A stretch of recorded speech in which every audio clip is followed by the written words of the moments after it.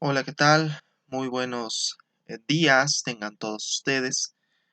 Em, el día de hoy vamos a platicar de manera general sobre las causas de la Primera Guerra Mundial, em, a manera de no solo de recapitulación, sino con el interés de divulgar un poco las corrientes y las formas en que se ha tratado las causas de la Primera Guerra Mundial, comenzando en principio, antes de hablar estrictamente sobre las causas, me interesaría poner sobre la mesa que la Primera Guerra Mundial es el conflicto bélico más importante hasta su momento del siglo XX. Es decir, En, en el siglo XX tenemos dos conflictos mundiales que están íntimamente relacionados. La gran mayoría de los historiadores coincidimos en que la Primera Guerra Mundial y la Segunda son en realidad un solo conflicto o una misma serie de conflictos interrelacionados y que no se pueden estudiar por separado, sino que tenemos que atender a la primera para poder entender a la segunda. Esto comenzando, por supuesto, con la salvedad de que cuando estalló la Primera Guerra Mundial, a esta no se le conocía, por supuesto, como la Primera Guerra Mundial. De hecho, el concepto de guerra mundial va a nacer con este conflicto que va de 1914 a 1918. En efecto, la, la Primera Guerra Mundial va a ser conocida muy tempranamente como la Gran Guerra.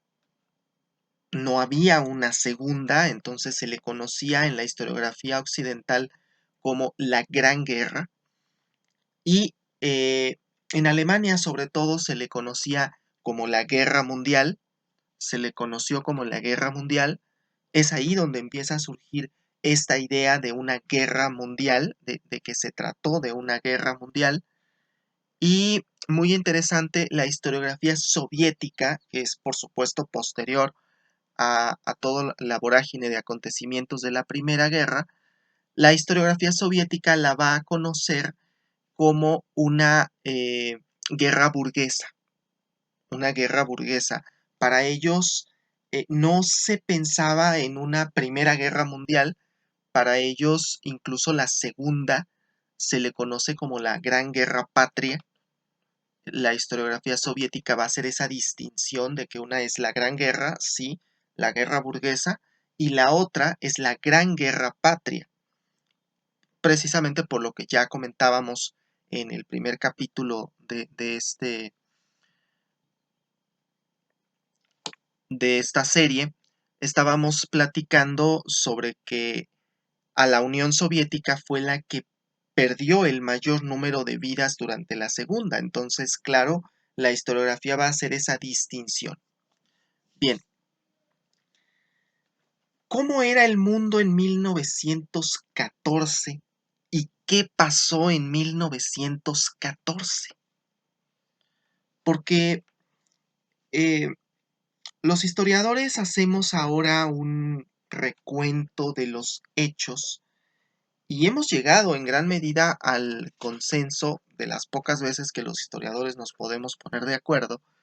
Hemos podido llegar al consenso, quizá, de que la, la cadena de acontecimientos que pasan entre junio, julio y agosto de 1914 es la cadena de acontecimientos más compleja del siglo, porque es más fácil explicar las causas de la Segunda Guerra, es más fácil explicar el muro de Berlín, es más fácil explicar la caída del muro. Es decir, todos los acontecimientos del siglo XX se pueden explicar de una u otra forma con un mayor grado de facilidad.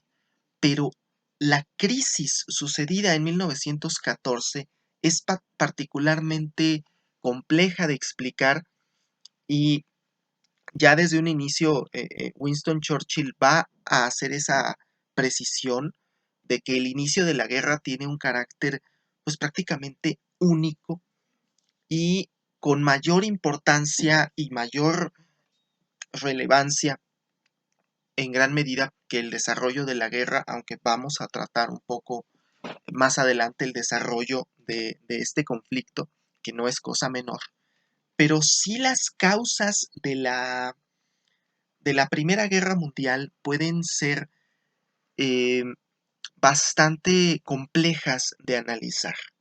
El estallido de la Primera Guerra es una serie alarmante de acontecimientos que es difícil desenmarañarlos y bueno, ahora han pasado poco más de 100 años desde que sucedieron esos eventos, desde el atentado de Sarajevo en 1914 y toda la vorágine de acontecimientos que pasan en junio, julio y agosto de 1914.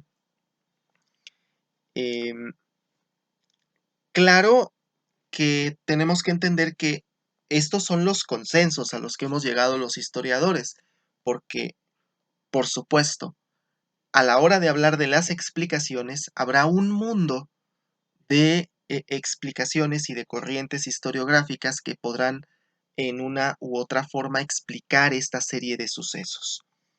Vamos, en lo que estamos de acuerdo es en el hecho de que es complicado de explicar y de que la cadena de acontecimientos es totalmente importante para poder entender todos los acontecimientos que vienen después.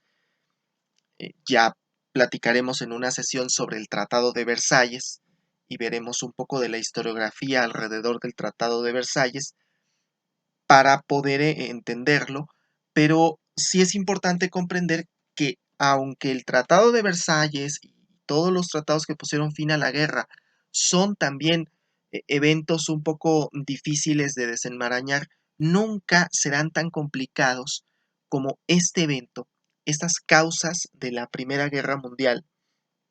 Y debemos entender, como dice eh, Max Hastings, no hay y no existe y no va a existir una interpretación definitiva del inicio de la guerra. Entonces, esto es importante que lo comprendamos, pero siempre habrá como que ciertas líneas que podemos nosotros apreciar. Bien, tenemos la causa clásica.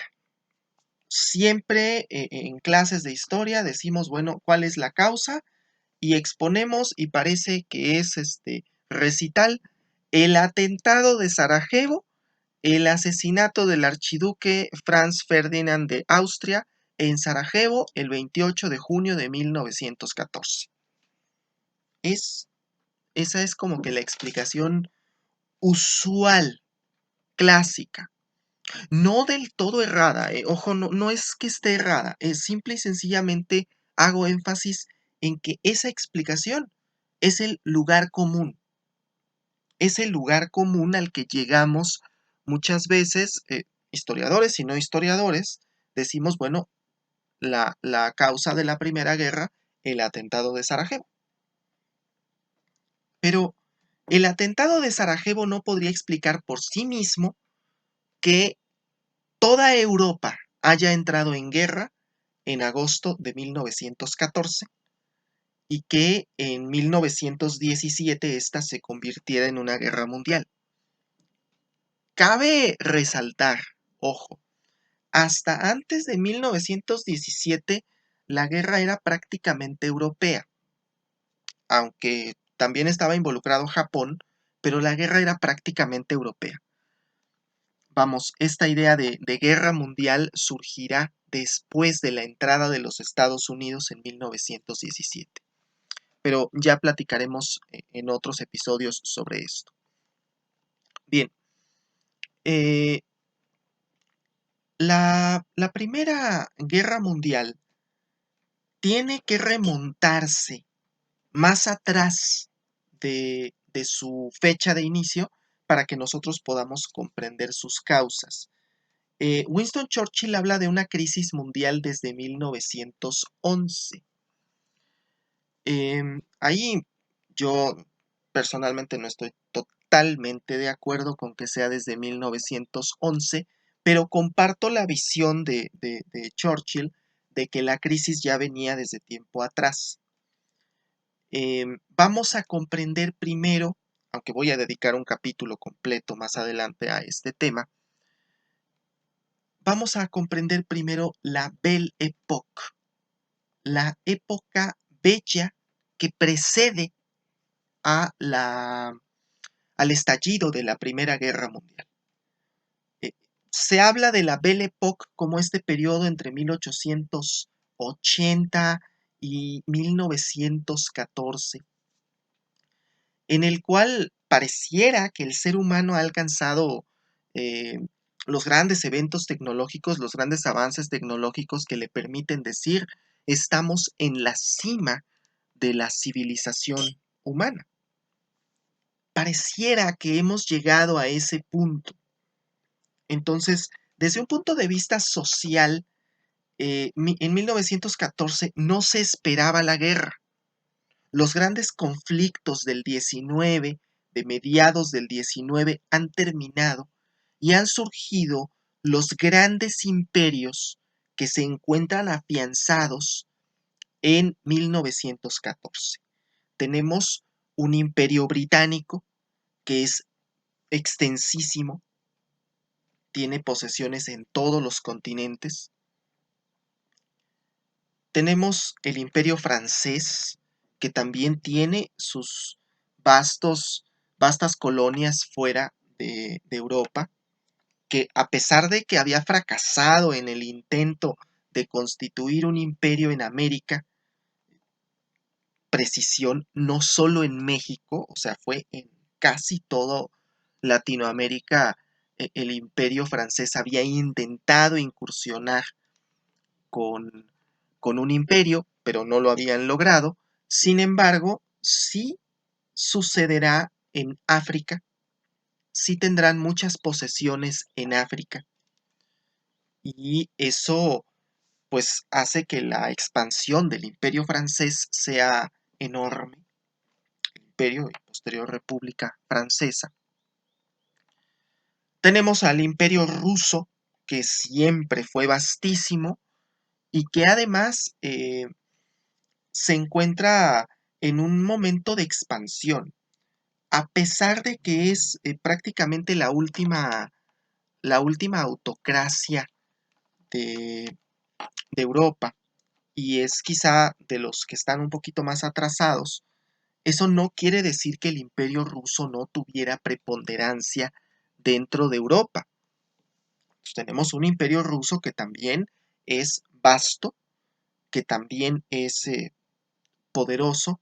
Tenemos un imperio alemán que está justo en proceso de expansión y que además se ha generado una serie de colonias dentro de Europa que le permiten mantener un alto nivel también.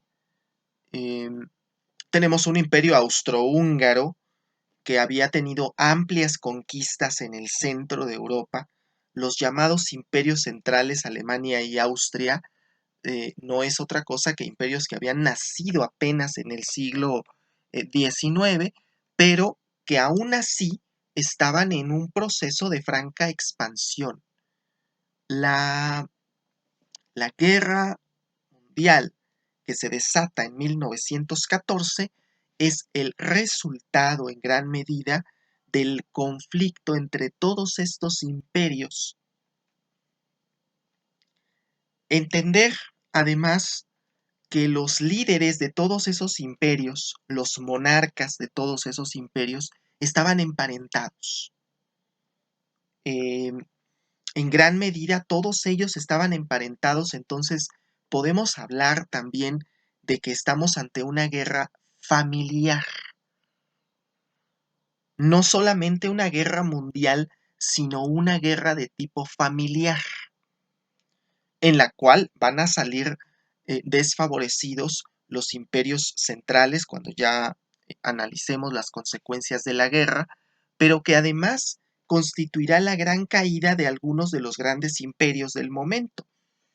Entender que después de la guerra, y en gran medida con motivo de la guerra, se suscitará una revolución en el imperio ruso que no solamente va a deponer a la dinastía de los Romanov, sino que va a imponer un régimen comunista en las revoluciones de febrero y de octubre, que también platicaremos más adelante.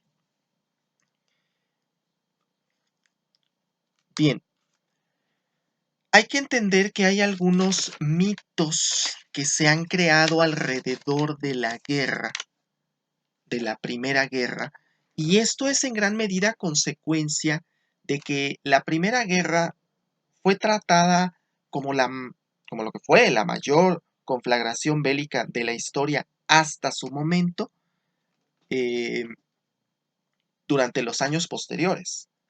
Pero cuando la Segunda Guerra opaca a la primera, pareciera que hay un interés eh, no solo historiográfico, sino también gubernamental, de que la Primera Guerra Mundial sea analizada muy superficialmente. Como que se le empieza a dejar de lado a la Primera Guerra porque se le da mayor énfasis a la Segunda. Entonces, precisamente por eso, surgirán algunos mitos y, y algo que historiadores como Samuel Williamson han llamado las suposiciones tácitas de la Primera Guerra Mundial y del estallido de la guerra. Una de ellas es que las naciones estaban preparadas para la guerra, estaban deseosas de ir a la guerra y cabe hacer mención, las personas no esperaban una guerra en 1914.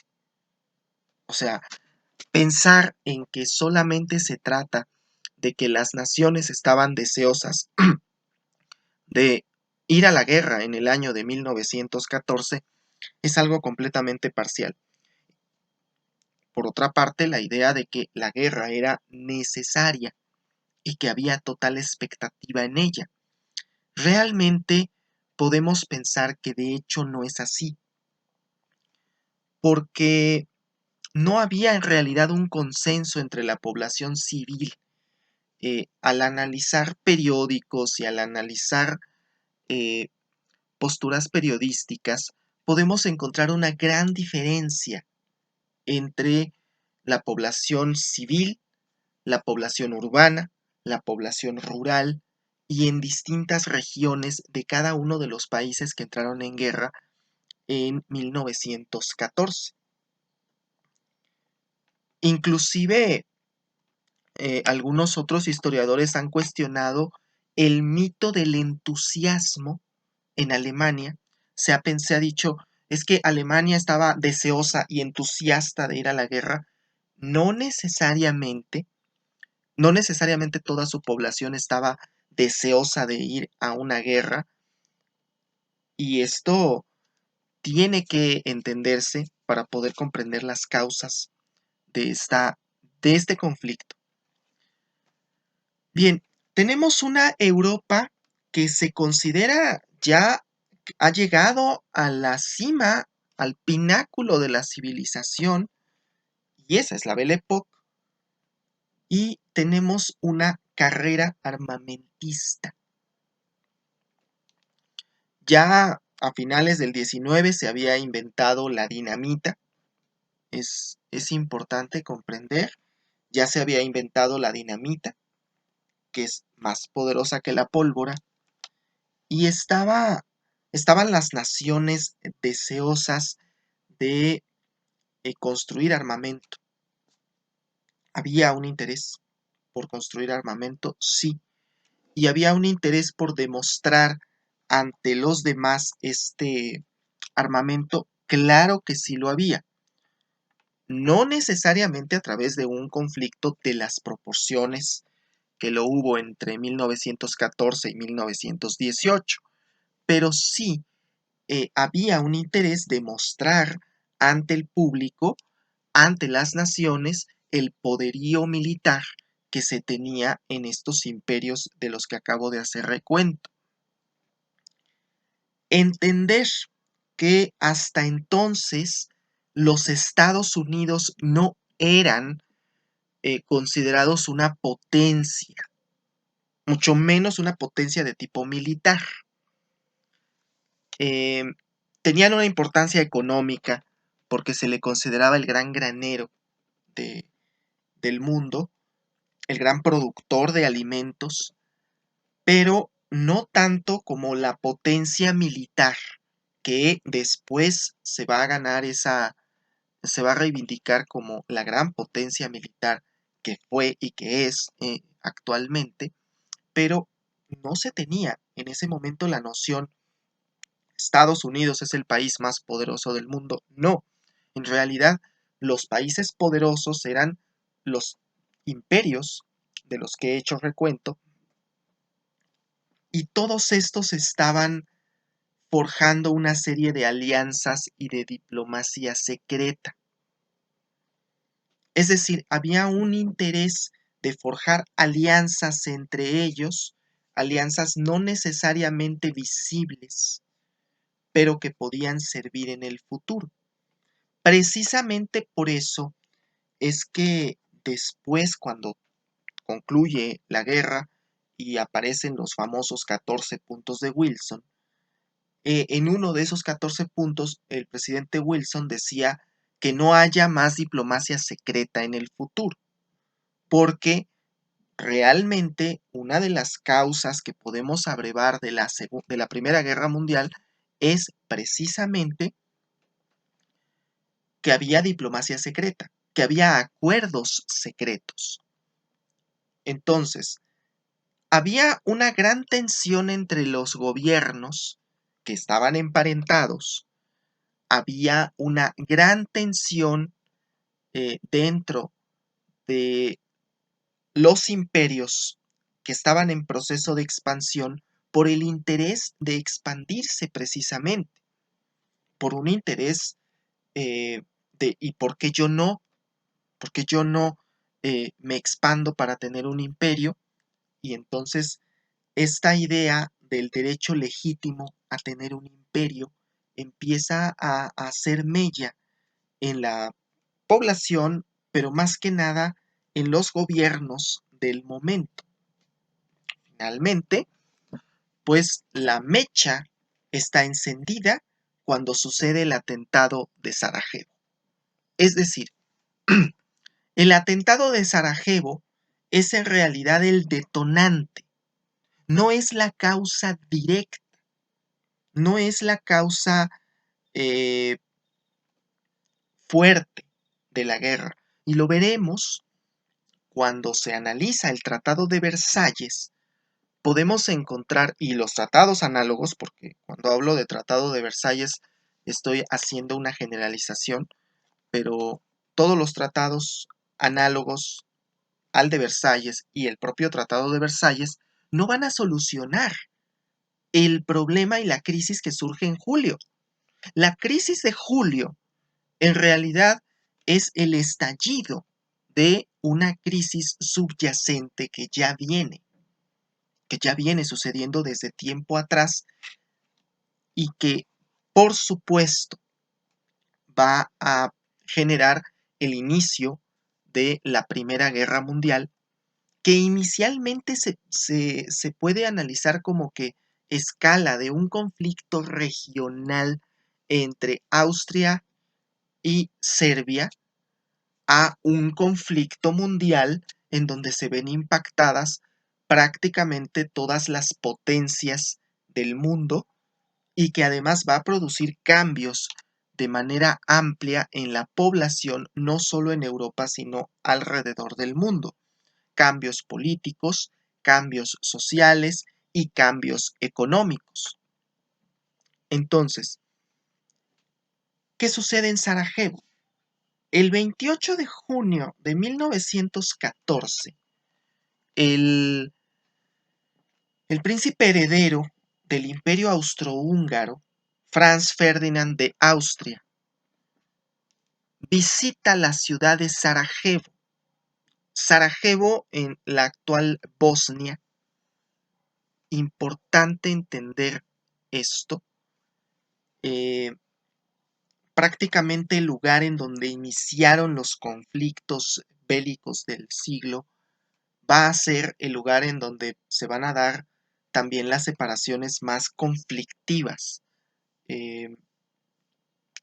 Bosnia posteriormente pasó a ser parte de Yugoslavia y como lo platicamos en alguna sesión anterior, la separación de Yugoslavia en los años 90 fue un proceso bastante doloroso y bastante complicado por los nacionalismos que hay ahí, y precisamente es un nacionalista serbio el que asesina al archiduque Franz Ferdinand de Austria.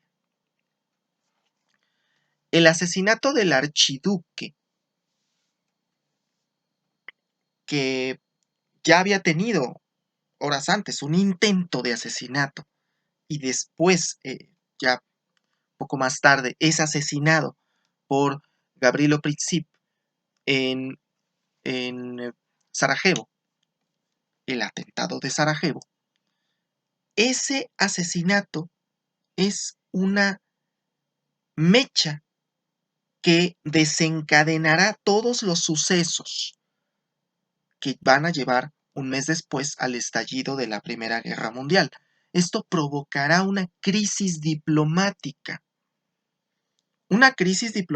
con todas sus letras, porque después del asesinato, por supuesto que el Imperio Austrohúngaro va a pedir justicia para su heredero, tomando en cuenta que no es que hayan matado simplemente a un ciudadano del Imperio Austrohúngaro, sino que habían matado al heredero al trono.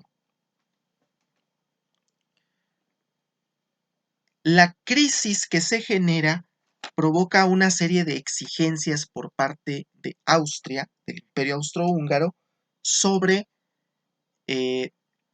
Serbia, algunas que eran prácticamente imposibles de cumplir.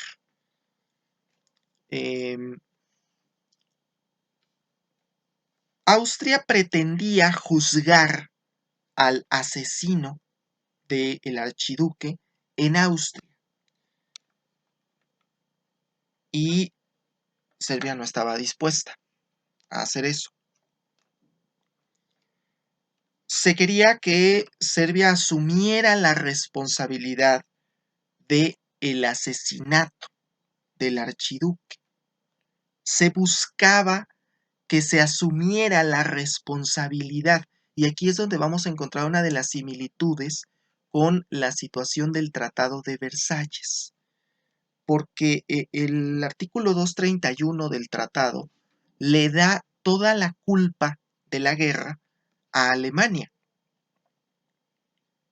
cuando la primera exigencia era precisamente por parte de Austria a que Serbia era la responsable del asesinato del archiduque.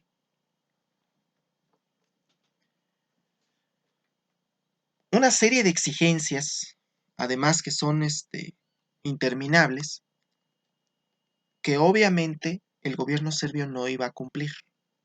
Pero que no solo eso, comienzan una serie de negociaciones por debajo del agua, porque Alemania es aliada de Austria.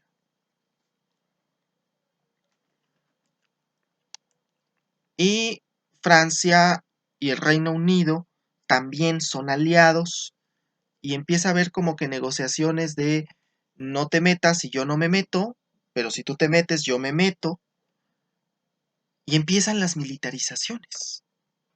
Se militarizan las zonas.